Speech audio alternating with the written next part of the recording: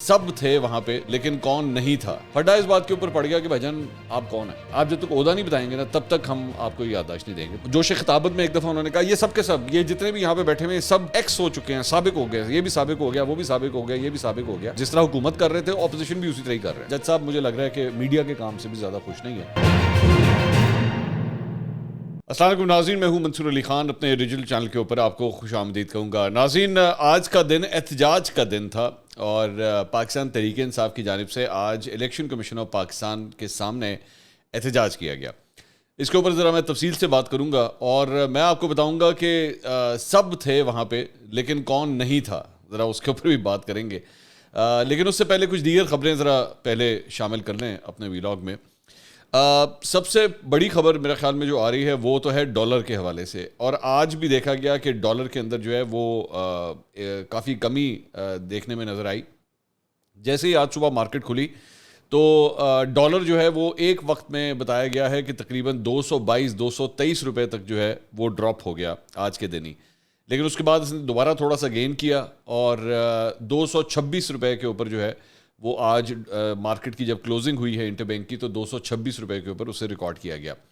اب جو تھوڑا سا جو فیڈ بیک آ رہا ہے مارکیٹوں سے وہ یہی معاملہ ہے کہ مارکیٹ کے اندر جو ہے وہ یہ سچویشن کلیئر ہونا شروع ہو گئی ہے کہ بائر جو ہے وہ بہت کم موجود ہے, اور اس کی یہ جو ہم ڈراپ دیکھ رہے ہیں یہ آنے والے دنوں میں کچھ اور بھی ہو سکتا ہے. لیکن آبویسلی اسپیکولیشن نہیں کرنی چاہیے, لیکن مارکیٹ کے اندر جو اس وقت ریومر پھیلی ہوئی ہے وہ یہی ہے. اس کی بہت بڑی وجہ یہ بھی بتائی جا رہی ہے کہ جی ہولڈنگ بہت زیادہ لوگوں نے کی ہوئی تھی اور انویسٹمنٹ پوائنٹ آف ویو سے لوگوں نے ڈالر وغیرہ اکٹھے کر کے رکھے ہوئے تھے. لیکن اب جو ہے ان کو سچویشن کافی کلیئر نظر آ رہی ہے کہ یہ جتنا اس نے جمپ مارنی تھی اس نے مار لی ہے, تو اب جو ہے فی الحال ان قریب جو فیوچر ہے اس کے اندر مزید ڈراپ جو ہے وہ دیکھا جا سکتا ہے. پاکستان کے لیے میرے خیال میں بڑی اچھی خبر ہے کیونکہ ایک مہنگا ڈالر جو ہے ظاہری بات ہے کافی آپ کے لیے تکلیف دہ ہوتا ہے. لیکن یہ بھی ذہن میں رکھیے گا کہ یہ حکومت جب آئی تھی, یہ شہباز شریف صاحب کی جو اتحادی حکومت ہے جب یہ آئی تھی, ان کو ڈالر جو ہے وہ تقریباً 182-183 روپے کے اوپر ملا تھا. تو اگر یہ ابھی بھی 226 روپے کے اوپر جا کے کھڑا ہوا ہے تو ابھی بھی ایک بہت بڑا فرق ہے جتنے میں ان کو ڈالر ملا تھا اور اب ڈالر جہاں پہ کھڑا ہوا ہے. تو دیکھتے ہیں کہ آنے والے دنوں کے اندر جو ہے وہ کیا صورتحال ہو سکتی ہے. کچھ اچھی خبر اس سلسلے میں جو ہے وہ اسٹاک مارکیٹ سے بھی آج اچھی خبر آئی ہے, اور اسٹاک مارکیٹ کے اندر جو اضافہ ہے وہ تقریباً 356 پوائنٹس کا دیکھا گیا. جب یہ میں ویلاگ ریکارڈ کر رہا ہوں تو 41,425 پوائنٹس کے اوپر جو ہے وہ مارکیٹ دیکھی جا سکتی ہے, جبکہ ہائی جو ہے اس نے 41,630 پوائنٹس کا اس نے ہائی بھی لگایا ہے. تو اس کا مطلب ہے کہ وہاں پہ بھی بڑی ایک مثبت فیلنگ جو ہے وہ آ رہی ہے. اکانومی سے ریلیٹڈ ایک اور خبر بھی جو ہے وہ آپ کے ساتھ شیئر کر لیتے ہیں. وہ یہ ہے کہ ملک میں اب 15 دن کے بجائے ہر ہفتے جو ہے وہ پیٹرول کی قیمتیں جو ہیں وہ اس میں رد و بدل ہو سکے گا, یا وہ کم ہو سکیں گی یا زیادہ ہو سکیں گی.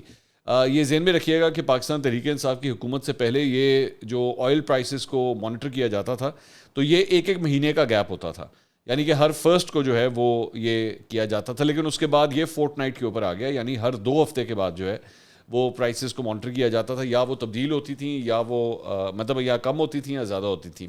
تو اب اس کو جو ہے وہ ہفتہ وار کرنے کے اوپر جو ہے وہ پلان بن رہا ہے, اور اس کی وجہ جو ہے وہ بتائی جا رہی ہے کہ آئی ایم ایف جو ہے وہ یہ چاہتا ہے کہ اس کو ہفتہ وار کیا جائے. ویسے میں آپ کو یہ بتا دوں کہ دیگر ممالک کے اندر بھی یہ بڑی نارمل پریکٹس ہے, بلکہ چند ممالک کے اندر تو یہ ایکچولی روزانہ کی بنیاد پہ بھی ہوتا ہے. انہوں نے اس کو اٹیچ کر دیا ہوا ہے اس کے ساتھ کہ جیسی کوئی فلکچویشن ہوتی ہے وہ اسی وقت آپ کو جو ہے وہ پیٹرول پمپس کے اوپر تبدیلی نظر آ جاتی ہے. تو میرے خیال میں اس میں کوئی بری بات نہیں ہے.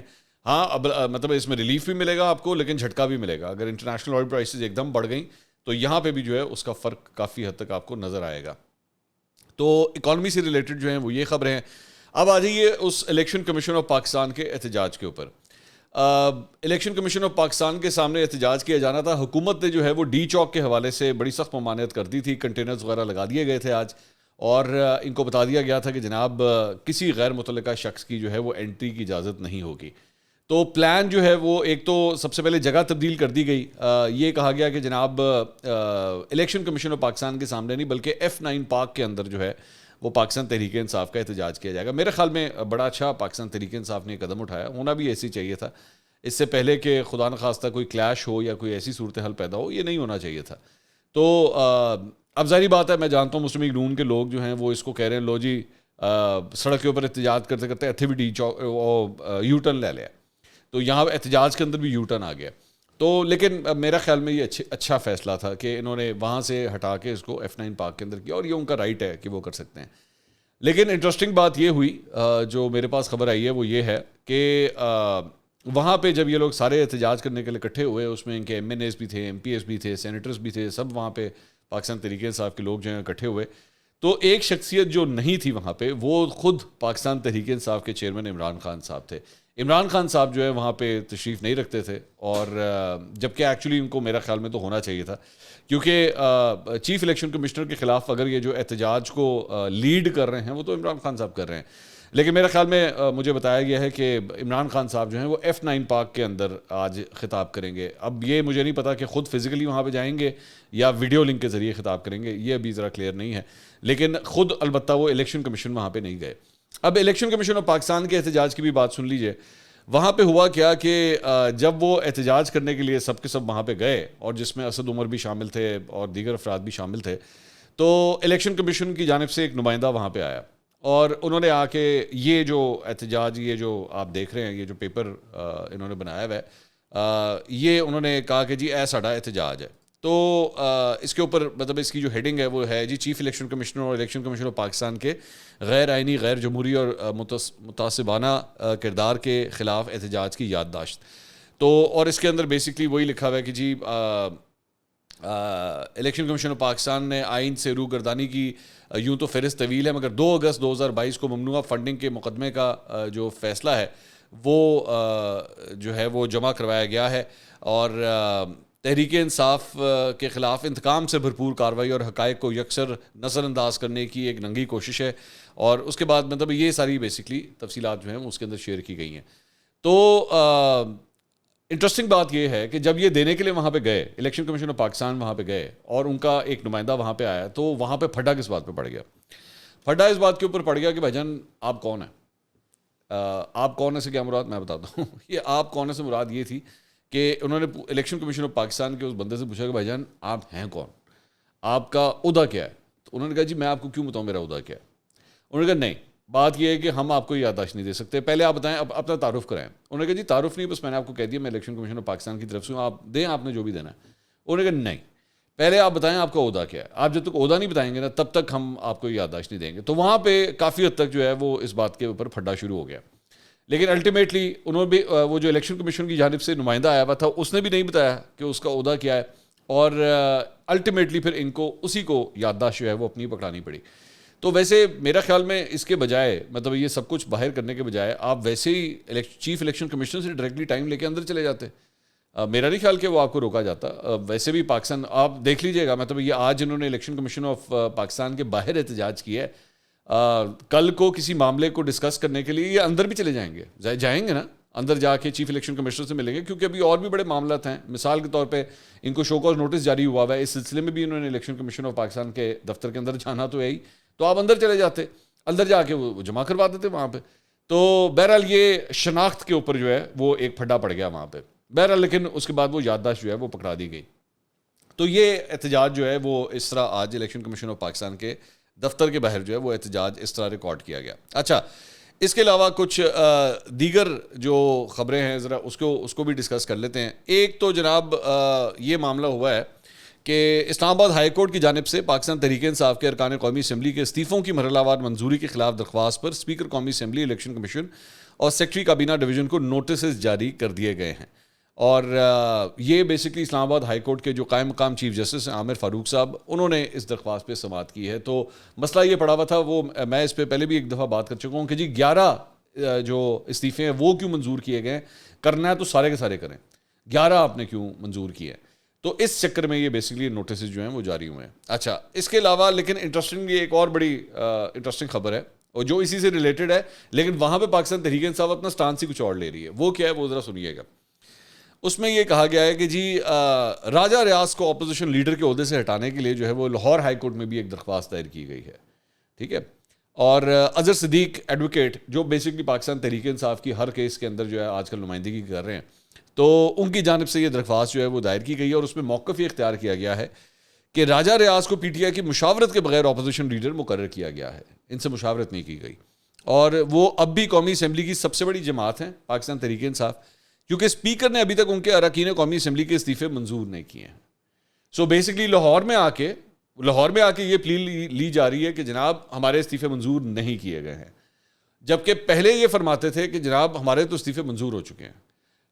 وہ ڈاکٹر طاہر القادری کا ایک بڑا مشہور بیان ہے، مجھے ان کی تقریر کا ایک حصہ مجھے یاد ہے، جوش خطابت میں ایک دفعہ انہوں نے کہا یہ سب کے سب، یہ جتنے بھی یہاں پہ بیٹھے ہوئے سب ایکس ہو چکے ہیں، سابق ہو گئے، یہ بھی سابق ہو گیا، وہ بھی سابق ہو گیا، یہ بھی سابق ہو گیا.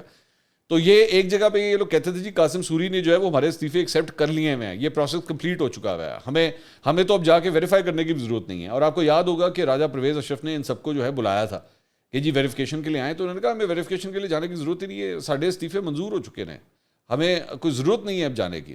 اب لاہور ہائی کورٹ کے اندر یہ پلی لی جا رہی ہے کہ ابھی ہمارے استعفے منظور نہیں ہوئے ہیں، اس لیے راجہ ریاض جو ہے وہ اپوزیشن لیڈر نہیں بن سکتا. تو میں تو سیدھی بات کہتا ہوں، میں تو کہتا ہوں کہ پاکستان تحریک انصاف کے لوگوں کو اندر جانا چاہیے، بالکل جانا چاہیے، اور جا کے اپوزیشن کی کرسی سنبھالنی چاہیے، اور اس کے بعد حکومت کو ٹف ٹائم دے، ٹف سے ٹف ٹائم دے ان کو. لیکن آپ باہر بیٹھ کے جو ہے وہ اسمبلیوں سے باہر رہنا، آپ مجھے ایک بات بتائیے، اس وقت آپ پنجاب میں آپ کی حکومت، کے پی میں آپ کی حکومت، جی بی میں آپ کی حکومت، آزاد جموں کشمیر میں آپ کی حکومت، اس سے زیادہ تگڑی اپوزیشن کیا ہو سکتی ہے؟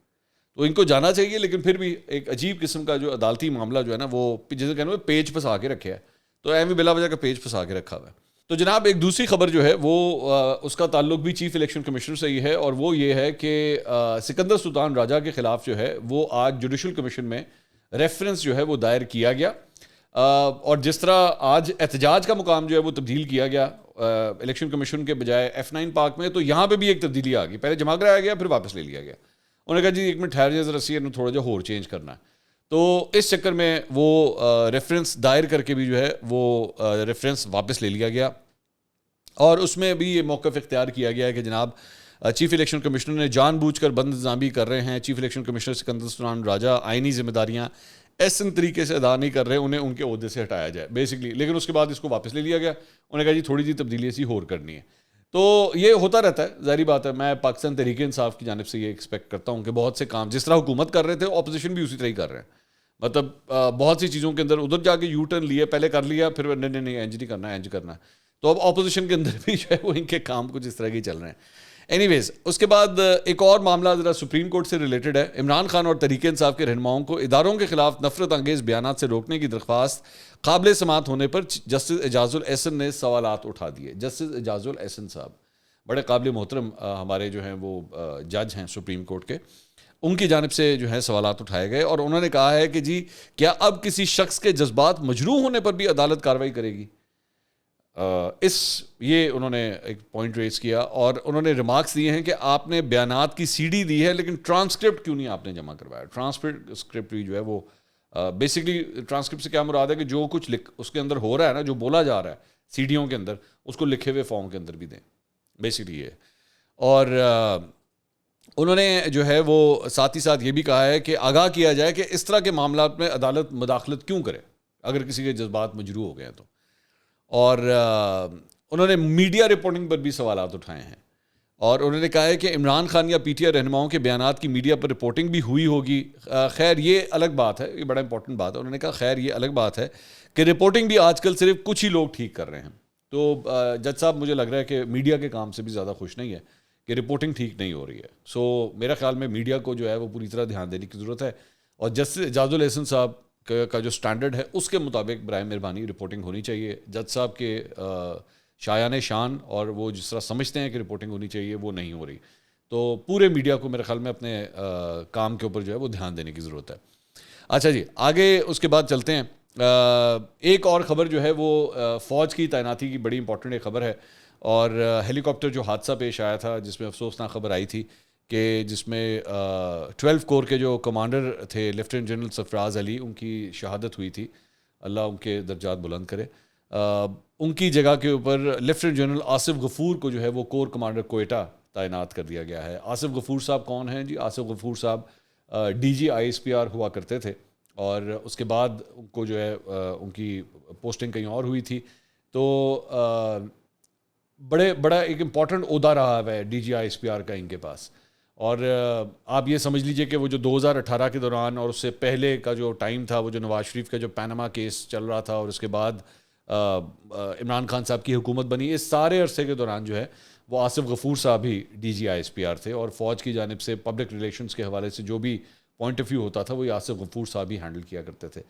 تو اب ان کو جو ہے یہ کوئٹہ کی بڑی امپورٹنٹ کور جو ہے وہ دے دی گئی ہے. سو اسٹریٹجکلی میں صرف ایک چیز کی نشاندہی کرنا چاہوں گا کہ آپ کی جو افغانستان کی ساری بیلٹ ہے وہ اوپر پشاور میں جو ہے وہ جنرل فیض اس وقت کور کمانڈر پشاور ہیں, اور جنرل آصف غفور جو ہیں وہ کور کمانڈر کوئٹہ ہیں.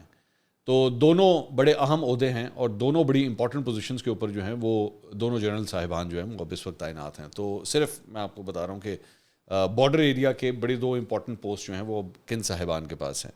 اچھا, اس کے بعد اس میں ایک اور خبر جناب وہ یہ ہے کہ مسلم لیگ نون کے جو رہنما ہیں نذیر چوہان صاحب, جنہیں آج سے 2-3 دن پہلے گرفتار کیا گیا تھا, اور اس کے بعد انہوں نے آرمی چیف سے بھی جو ہے وہ ایک اپیل دائر کی تھی, تو ان کی ضمانت جو ہے وہ آج منظور ہو گئی ہے, اور عدالت نے 1 لاکھ روپے کے ضمانتی مچلکے جمع کرانے کے عوض نذیر چوہان کو ضمانت پر رہا کر دیا ہے.